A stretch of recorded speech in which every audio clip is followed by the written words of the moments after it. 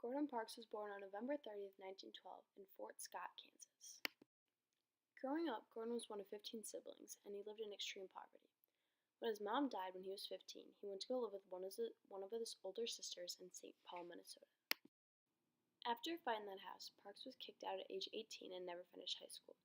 His first job after being kicked out was a job as a piano player in a brothel. He then joined the Larry Funk Orchestra for a few years until the Great Depression destroyed it.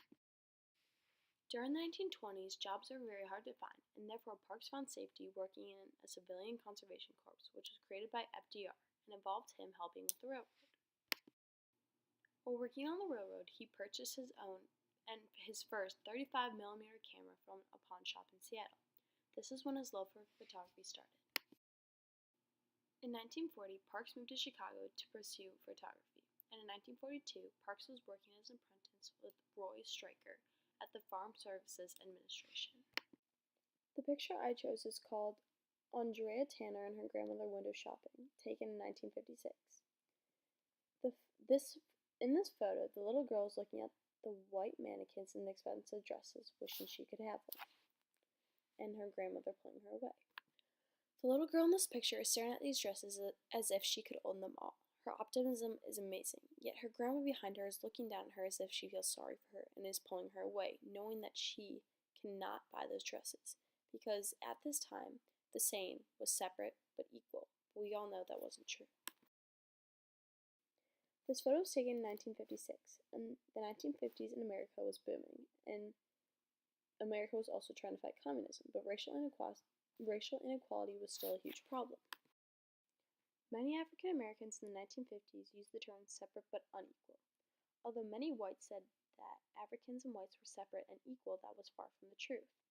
Black schools, jobs, pay was far less than whites, and therefore in this picture that I chose, you can see that. In the 1950s, so many important movements, such as the Rosa Parks bus boycott, happened right around the same time that this photo was taken. In the photo, this little girl is staring at the mannequins as if they were treasure.